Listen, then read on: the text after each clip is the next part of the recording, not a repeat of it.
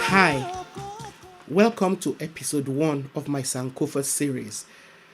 Here, I'll be exploring Pan African experiences. Let me start by putting it out there that I'm not doing this series because I believe in returning to a glorious African past in order to find all the answers to current problems of living in Africa or problems of Africans living in the diaspora. Neither am I doing it in order to teach history. People who are familiar with the meaning of the word Sankofa, which I've chosen as the title of this series, might then wonder why I've chosen it, since Sankofa means go back and get it. Apologies to native Twi speakers if my translation is not precisely accurate. Sankofa, as a saying symbolized by a bird which is looking backwards as it takes flight, has fascinated me since I first heard it about 20 years ago. The word Sankofa comes from Ghana, and Adinkra symbol for Sankofa represents it as a mythical bird flying forward with its head turned backwards. For many years, I used to wear a bronze bracelet with this symbol on it. The bird depicted in my bracelet had an egg in its mouth, which I was told represents germs of knowledge available in the past. The bird is seen holding the egg in its beak as it takes flight forward. I know there could be several explanations for this, but my favorite is that the bird takes from the past useful knowledge which helps it to build a positive present, thereby laying a solid foundation for future generations.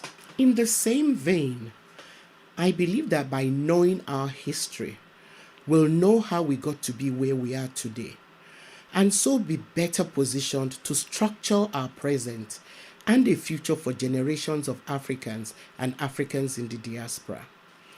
I'll be looking at transnational territories and other possible terrain that might exist for new generations of Africans and Africans in the diaspora.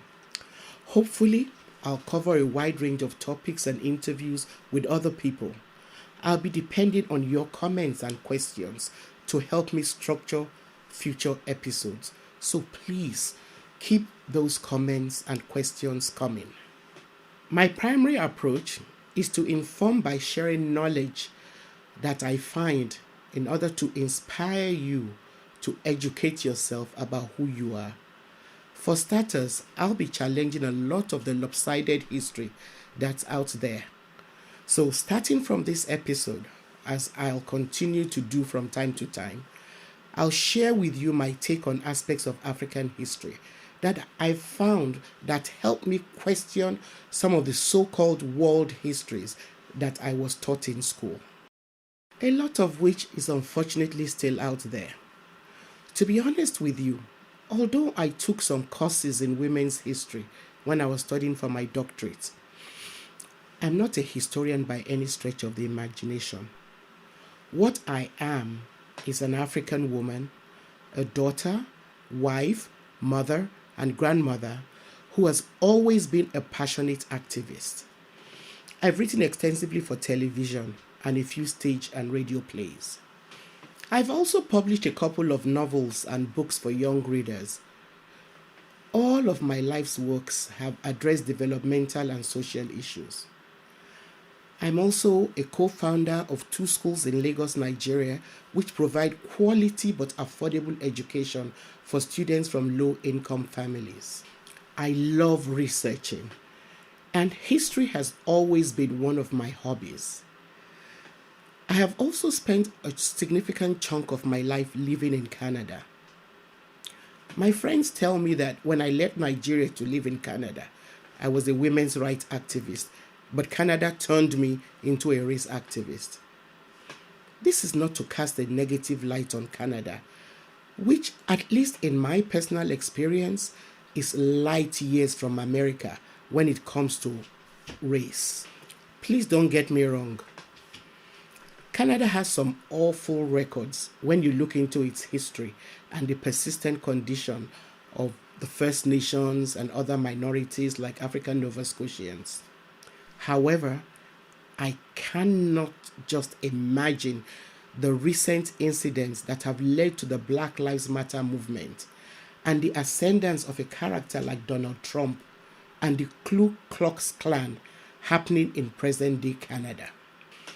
What I plan to do with the next couple of episodes, as well as from time to time in the near future, is to talk about interesting aspects of African history and spotlight some of the challenges, successes, and failures of Africa, Africans, and people of African descent. I'll also highlight current affairs and share special features, information about books and sources that throw more light on events and people past and present. I really hope that what I share here will inspire you enough to go and dig deeper. My approach to history, and indeed knowledge as a whole, is to question everything. Even what I share with you, don't just take my word for it. So you might wonder, why am I spending so much time on history? Well, a saying which has been ascribed to Marcus Garvey puts it very well for me. It says, a people without the knowledge of their past history, origin, and culture are like a tree without roots. I'll say that again. A people without the knowledge of their past history, origin, and culture are like a tree without roots.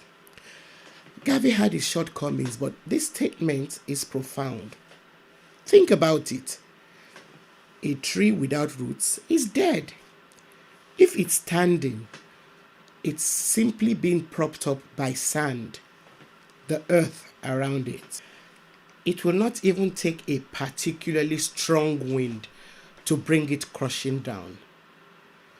Like I said earlier, I really love history. I have very fond memories of my earliest history lessons about the great African civilizations and historical figures like Mansa Musa, Emmanuel Agre, Jaja of Opobo, Nana of Ishekiri, to mention just a few. Although I must confess that because I had a grandmother who regaled me with stories about Dahomian women warriors and even about the achievements of her historical contemporaries like Sisi Charlotte Obasa and Fumilayo Ransom Kuti, I quickly figured out that the history I was being taught at school was incomplete because there were hardly any women in them.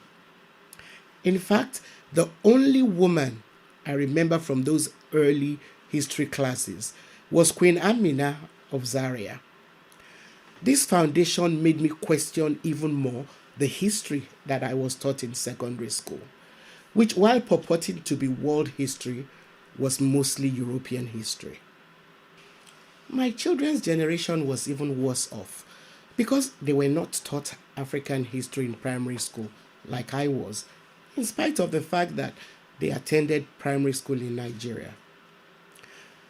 Another reason why I'm doing this series is because it is, of course, important for the future of Africans and Africans in diaspora to have as many voices emphasizing the fact that civilization did not originate in European countries, as most of the history books out there try to lead us to believe. Neither does civilization end in the countries that now represent the so-called developed world. Unfortunately, most of the history that generations of Africans and people of African descent continue to be taught do not acknowledge that there is even any tangible African history. However, historians like John Henrik Clarke, please look out for his books. People like John Henrik Clarke illustrate that it is important for us and our future generations to ask, what was the rest of the world doing when Europeans were supposed to have been developing the light of culture? What some historians are saying is that It is ridiculous to believe that the world waited in darkness for Europeans to bring enlightenment, because Europe itself was in darkness during most of the early historical era. Before rounding up this episode, I'd like to leave you with a question. So, why the grand attempt to distort history? Please send me your answers and comments, to this question. Why the grand attempt to distort history? And please watch out for my next episode where we'll be elaborating more on this. Please don't forget to subscribe to this channel, like and share with your friends. See you next time.